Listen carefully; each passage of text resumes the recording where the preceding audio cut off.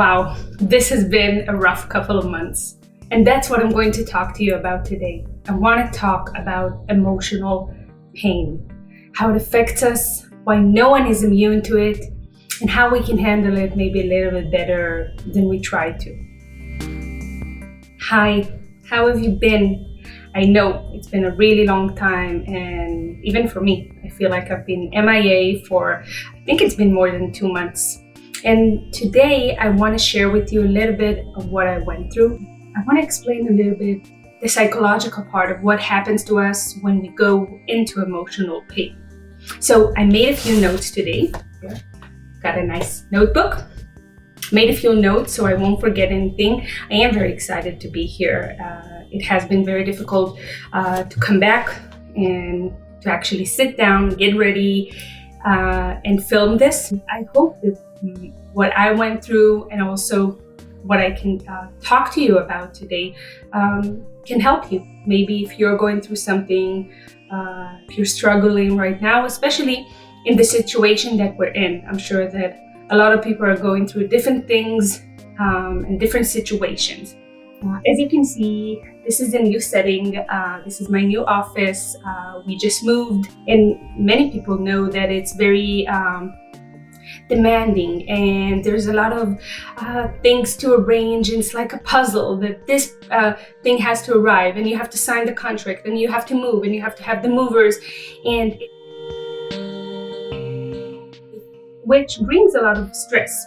I was actually trying to be prepared for this time. Unfortunately, when we moved, we actually had to put our beloved dog, to sleep, euthanize her. She was very ill. She had cancer. We've been struggling and fighting with her for the past few months. And it was time, which was very devastating for us, for me. And I think that was the main thing that brought on so many difficulties that came after. So I have been in this great struggle, and I was going through the move and getting everything organized, which was stressful, but at the same time I was losing this, I wanted to say person, anyone who has a pet can relate, I'm sure, but yes, it's not a person, but it's a figure so significant in your life. I do think that animals are such good friends, and they give so much to us, that for me it was devastating losing her. And it actually brought me to this great emotional pain. I was also going through something medical, so it was very difficult for me to function. So adding everything together brought me to this point where it was just too much, and I had to step back and kind of shut down the things that were overwhelming. I know it's not a lot of information. This is basically what I went through, and it was such a difficult time. I think it is still not easy, but what I did gain from it was this perspective. And that's what I want to explain today. I wanted to explain what is emotional pain, and maybe tips that I would give by my experience that helped me to move on, to fight every day, and to do something even though I was in such a low place. Emotional pain is difficult, and the source can be anything. It could be a grief, loss of a pet, someone that you love. It could be even a relationship that went wrong. And the amazing thing, it can also be just like that. With no apparent reason, we can feel this burden, this difficult emotion that we don't even know how to explain, but it's very hard to function. The first strategy that we try to use is actually trying to ignore. We try to replace negative emotions with positive ones. The problem is that they don't go away. The negative emotions don't just disappear. And when we try to ignore them, they kind of continue and haunt us. So I want to talk to you about what are some better strategies to cope. The basic assumption should be we need to grieve. I'm going to use grief as an example for any negative emotion, but this is what happens when we're in the emotional pain. We have to feel it. It's It's kind of like when you're happy, you're not questioning it. You're happy, or you're proud, or you're in love. It feels good. So we have no problem being with that emotion. But when we feel bad, it hurts so much that it's difficult to feel it. But we have it there for a reason. The idea is that in order for that episode and that emotion to kind of go away, or so we can move on from that, we have to be willing and accepting that this is what's going on with us. And only if we do that, we can continue in a healthier way, even learn something from that, even grow from that. But ignoring is just gonna make it worse. I think for me, one of the difficult things was I felt it physically. It was physically difficult getting up out of bed, and it was physically difficult doing things, talking to people, doing the things I used to, like YouTube or my work. For me, it was difficult to show up. And that's what people talk about when they feel this emotional pain. It's not just being sad or being depressed. It's you feel it within your bones. When you try to ignore this physical pain, it kind of grows and grows. What happens to us? There's an event, kind of like a trigger, and then there's this psychological struggle, psychological pain, this emotional pain, and then sometimes when it's too much, we just find it difficult to function, difficult to do the things we used to. The biggest problem is that when we're in physical pain, what we can do, usually, not with everything, but if you have a headache or your stomach is aching or you have the flu, usually you can take some kind of medicine. There is a clear road that you have to take and you're gonna feel better. The problem with emotional pain is that there's no medicine you can take and you can just be happy or feel better. There is a process you have to go through, and in order to do that, it's a struggle.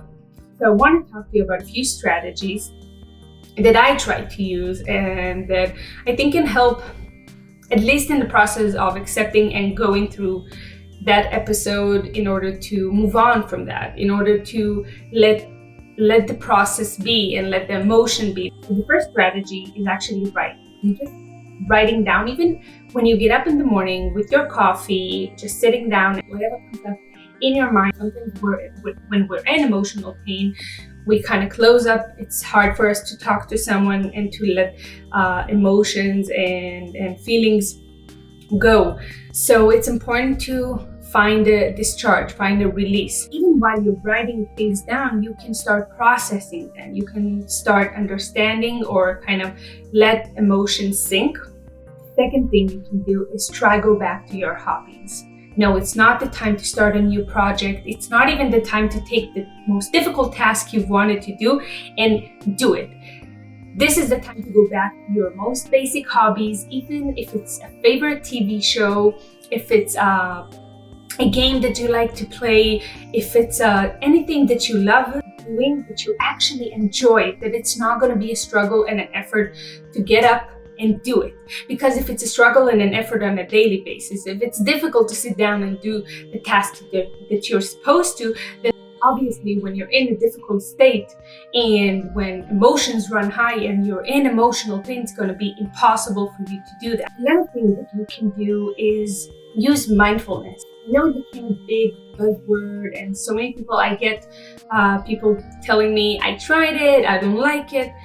But if I'm going to connect to the idea of accepting emotions and letting them be, there are a few goals that I would put when I'm talking about mindfulness. First of all, there's the first effect of mindfulness meditation can be something relaxing.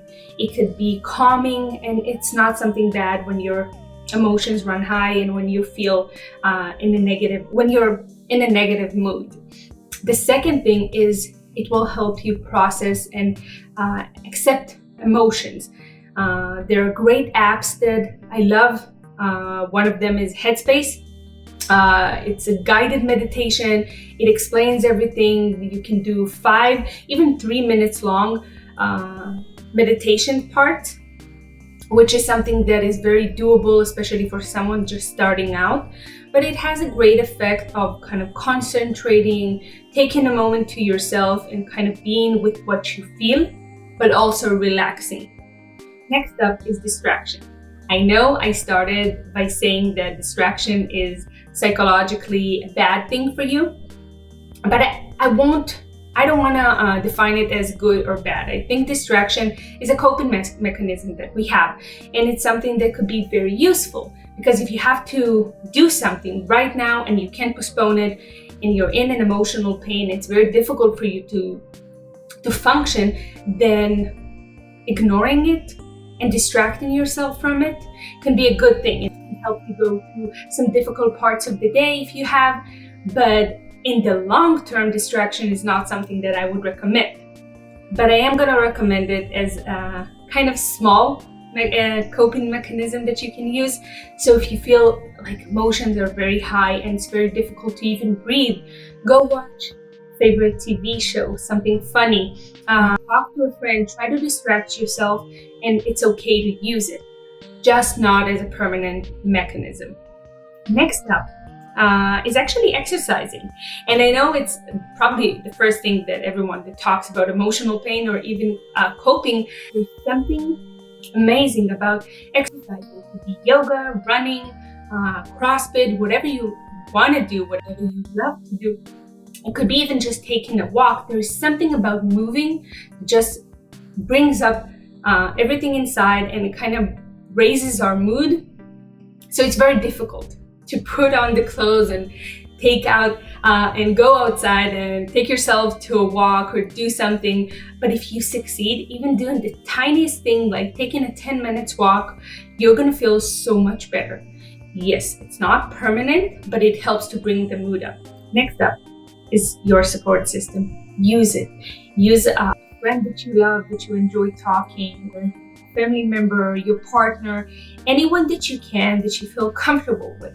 First of all, you're not going to feel alone. Just by sharing and experiencing together and sharing your emotions, kind of like writing, only you have feedback. So you can talk to someone, you can get their advice, but if you want, you can also ask, don't give me any advice. I just need you to listen. I just need to hear that you're here with me.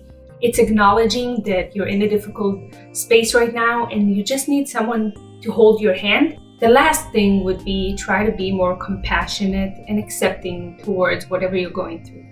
It's easy to say, it's very difficult to do, because when you're feeling down, you just want to criticize yourself, you're mad at yourself that you're not able to do the things that you used to. So try to be more compassionate, try to understand yourself, try to see the good parts in yourself. And even if you can't, just accept that this is a difficult time. You know, it's very trendy to say, just be happy, just ignore negative emotions, but I don't think it's possible. As humans, we have to go through all emotions, the negative and the good ones.